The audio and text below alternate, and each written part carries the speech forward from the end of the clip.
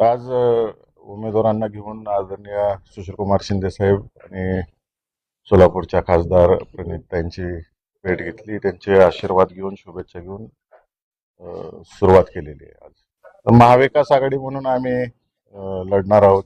महाविकास आघाडीचे सर्व घटक पक्षांना घेऊन पुढे जाणार आहोत. एक तर पहिली गोष्ट लोकशाही. लोकशाहीमध्ये सर्वांना उभा राहण्याचा अधिकार आहे आणि आव्हानं फक्त टीव्हीवरच बघितली आम्ही. आव्हानं विकास या सगळ्या गोष्टी असतील तर समक्ष भेटणं असतं, चर्चा असते आणि त्यातून माणसं पुढे जातात. या कोणत्याही गोष्टी घडलेल्या नाहीत. टीव्ही माध्यम, प्रिंट मीडिया या गोष्टीतूनच आम्ही सर्व या गोष्टी पाहिलेल्या आहेत.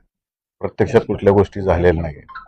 झाल्या असत्या तर नक्की विचार पुढे गेला असता, काहीतरी झालं असतं. अशा कोणत्याही घटना घडलेल्या नाही आणि मी माझ्या पक्षाचे राष्ट्रीय अध्यक्ष आदरणीय शरदचंद्रजी पवार साहेबांनी जो आदेश दिला तो शेवटच्या क्षणाला मी मान्य केलेला.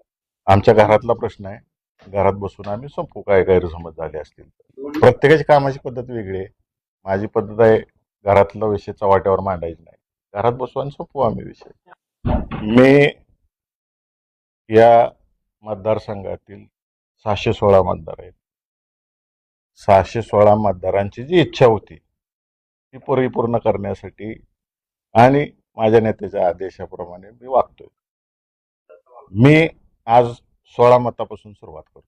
त्यांनी सांगितलं 16 मत आहेत माझ्याकडे, मी 16 मतांपासून सुरुवात करतो. एक तर वसंतनाना देशमुख साहेब हे पूर्वीपासून आदरणीय विजयसिंह मोहिते पाटील साहेब आणि सुधाकर पंत परिचारक साहेब यांच्या नेतृत्वाखाली तयार झालेले. काल त्यांनी विजयसिंह मोहिते पाटील साहेबांचे आशीर्वाद घेतले आणि ज्या कारखान्यावर त्यांनी व्हाईस चेअरमन म्हणून काम केलेलं आहे, संचालक म्हणून आहेत, सभासद आहेत, आणि पंतांचं त्यांना कायम सहकार्य राहिलेलं आहे त्यांच्या राजकीय जडणघडणीमध्ये.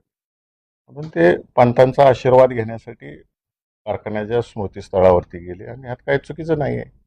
का जाऊ नये? ज्यांनी घडवलं त्यांचे उपकार विसरायचे नाही. लोकशाही आहे, इलेक्शन लढायचं नाही का? हुकुमशाही आहे का? हुकुमशाही आहे का? तुम्ही सांगा पत्रकार मंडळींनी मला. लोकशाही आहे, प्रत्येकाला आपले विचार मांडायची, विचार पुढे न्यायची. माझ्या पार्टीचा विचार पुढे न्यायचा आहे, मला महाविकास आघाडीचा विचार पुढे न्यायचा आहे. त्यातून कोण लढायला अंतिम तयार झालं, कोण कोण माघार घेतलं, सगळं दुनियाने बघितलेलं आहे. काँग्रेसचा अर्ज बाद झाला. सगळ्यांशी चर्चा करून सगळ्या गोष्टी झालेल्या आहेत. जो घरातला विषय तो आम्ही घरात सोपवू. मी मागाशीच सांगितलं तुम्हाला की पुरोगामी विचार हा समाजामध्ये राहिला पाहिजे. हुकुमशाही पद्धतीनं काही कुठल्या गोष्टी चालल्या नाहीत पाहिजे. माझ्या नेत्यांनी आदेश दिला तो मी पाळलेला आहे. नेत्यांच्या आदेशाप्रमाणे पुढे जाऊ आम्ही. वसंत देशमुख यांच्या मागे जे आहे त्याची ताकद आता राहिलेली नाहीये. त्यामुळे त्यांनी किती ताकद लावली तरी त्याचा काल ज्या दिवशी असतो त्या दिवशी स्पष्ट होईल. मी इलेक्शन लढतोय, बघूया पुढं काय काय होतंय ते. आणि मी सांगितलं तुम्हाला मी 16 मतापासून सुरुवात करतो. 1998 ला जे आहे भाजपकडे पण बहुमत नव्हतं, त्यावेळेस सुभाष देशमुख जाती विक्रमी मताने निवडून आले होते. तशा पद्धतीची काय अदृश्य शक्ती सगळ्या कामाला लावली त्यावेळेस मोठं मत. माझ्या मागे 700 अदृश्य मत आहेत. महाविकास आघाडीतले मतांची आकडेवारी भाजपचं सांगते, पण भाजपमध्ये सुद्धा नाराजांचा एक मोठा गट असतो वारंवार जातो की भाजपचे मतदार किंवा भाजपचे नेते आपल्याकडे संपर्कात आहेत. मागाशी मी सांगितलं तुम्हाला की 16 मतं माझी आहेत म्हणून पालकमंत्र्यांनी जाहीर केलेलं आहे. मी 16 मतापासून सुरुवात करतोय आणि 600 मतं अदृश्य आहेत. ती अदृश्य शक्ती माझ्या मागे आहे. बघू काय काय होतंय पुढे. या महाविकास आघाडी म्हणून आपण लढताय, मात्र महाविकास आघाडीतले किती पक्ष आपल्या सोबत आहे सगळं दिसेल निकालाच्या वेळेस तुम्हाला. काँग्रेस उमेदवाराचा अर्ज बाद झाला, यावर काय? कशा पद्धतीनं बाद झाला, काय झालं, याच्या मागचं सगळी माहिती आपण घ्यावी. त्याचे रेकॉर्डिंग व्हायरल झालेले आहेत, स्पीच व्हायरल झालेले आहेत.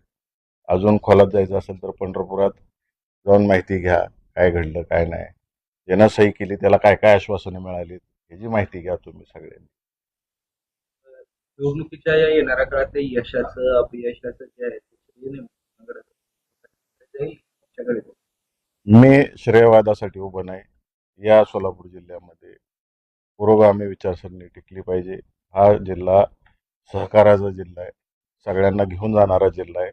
ही सगळा विचार टिकला पाहिजे या दृष्टिकोनातून पवार साहेबांनी जो आदेश दिला तो मी पाळलेला आहे. त्यासाठी मी लढणार. जिंकणं हारणं ही गोष्ट वेगळी आहे, परंतु पुरोगामी विचार या जिल्ह्यात टिकला पाहिजे या दृष्टिकोनातून आम्ही लढा देऊ.